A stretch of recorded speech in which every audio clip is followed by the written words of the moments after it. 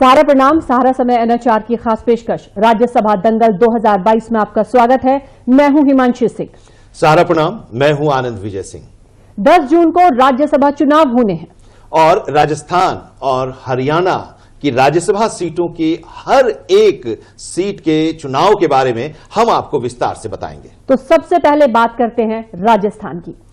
राजस्थान विधानसभा के 200 सीटों को लेकर वहां चुनाव हो रहा है और इसमें कांग्रेस के 108, बीजेपी के 71, राष्ट्रीय लोकतांत्रिक पार्टी के 3, भारत ट्राइबल पार्टी के 2, मार्क्सवादी कम्युनिस्ट पार्टी के 2 और राष्ट्रीय लोकतांत्रिक दल का 1 विधायक है। और इसके अलावा राजस्थान विधानसभा में 13 निर्दलीय विधायक हैं। और राजस्थान राज्यसभा चुनाव इन्हीं निर्दलीय विधायकों और कम संख्या वाली पार्टियों के विधायकों की वजह से काफी दिलचस्प हो गया है। और राजस्थान की 4 सीटों पर राज्यसभा चुनाव है और उम्मीदवार हैं 5। कांग्रेस ने 3 उम्मीदवार खड़े किए हैं, बीजेपी ने घनश्याम तिवारी को अपना उम्मीदवार बनाया है और निर्दलीय उम्मीदवार सुभाष चंद्रा को समर्थन दे रही है।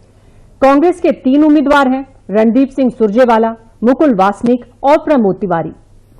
खास बात यह है कि तीनों राजस्थान के नहीं हैं और एक राजस्थान की राज्यसभा सीटों के बनने वाले समीकरण पर। और आपको बताते हैं कि राजस्थान में राज्यसभा का सांसद बनने के लिए प्रत्याशी को कितने वोटों की जरूरत है? 41 वोट। जी हां, अगर किसी उम्मीदवार को 41 विधायकों के वोट मिल जाते हैं तो राज्यसभा में उसकी सीट पक्की। और इस लिहाज से अगर हम आंकड़ों पर गौर करें तो 108 विधायकों वाली कांग्रेस को 2 सीटें मिलनी तय है। 82 विधायकों के वोट कांग्रेस को 2 सीटें दिला देंगे। इसके बाद पार्टी के पास 26 विधायक बचते हैं। उधर बीजेपी को भी 41 विधायकों की बदौलत 1 सीट मिलना तय है, जिसके बाद पार्टी के पास 30 विधायक बचते हैं।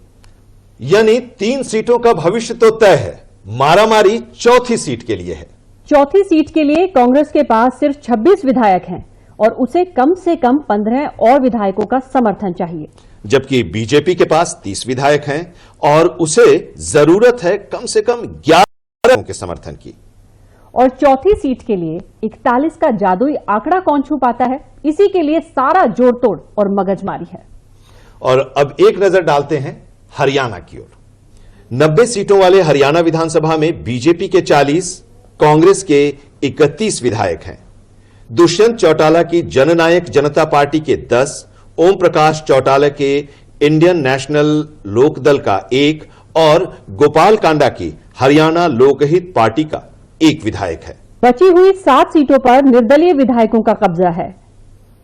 हरियाणा में राज्यसभा की 2 सीटों पर चुनाव होने हैं और उम्मीदवार हैं 3। कांग्रेस ने अजय माकन और बीजेपी ने कृष्णलाल पंवार को चुनावी मैदान में उतारा है। तीसरे और निर्दलीय उम्मीदवार हैं कार्तिकेय शर्मा, जिन्हें बीजेपी समर्थन दे रही है। दरअसल हरियाणा से राज्यसभा की दहलीज तक पहुंचने के लिए हर उम्मीदवार को चाहिए 31 का आंकड़ा।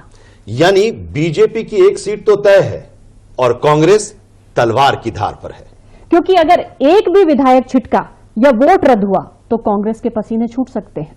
निर्दलीय कार्तिकेय शर्मा को बीजेपी के बचे हुए 9 और दुष्यंत चौटाला के 10 विधायकों का समर्थन हासिल है।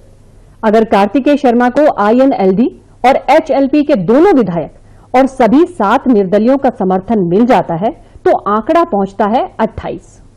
कार्तिकेय शर्मा को जीतने के लिए 3 विधायकों के समर्थन की जरूरत है और यहीं से गुंजाइश होती है वोटों में सेंधमारी की या फिर वोटों को खारिज करने की राजनीति की। और इसी से अब सवाल उठता है कि क्या 2016 वाला स्याही कांड जो हरियाणा में हुआ था वो इस बार फिर से तो नहीं राजस्थान या हरियाणा में देखने को मिलेगा? हुआ क्या था स्याही कांड के बाद? ये स्याही कांड जो था 2016 के चुनाव में 14 कांग्रेस के ऐसे विधायक थे जिन लोगों ने चुनाव आयोग द्वारा दिए गए कलम का इस्तेमाल अपना वोट कास्ट करने के लिए नहीं किया था और ऐसी स्थिति में चुनाव आयोग ने उन 14 विधायकों के वोटों को खारिज कर दिया।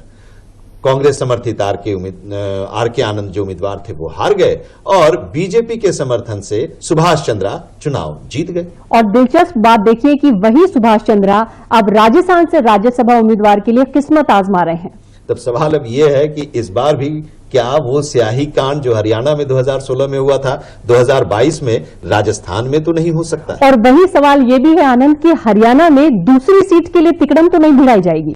अब इसी के लिए बीजेपी और कांग्रेस इन दोनों दलों ने अपने अपने विधायकों को 7 तालों में बंद कर दिया है। और यह भी है कि छोटे दल और निर्दलियों को पटाने की कोशिश की जा रही है। तो राजस्थान और हरियाणा के राज्यसभा चुनाव के बारे में हर एक खबर हम आपको पहुंचाते रहेंगे और इस पर रहेगी हमारी पैनी नजर। तो आप देखते रहिए सहारा समय NHR। सहारा प्रणाम। सहारा प्रणाम।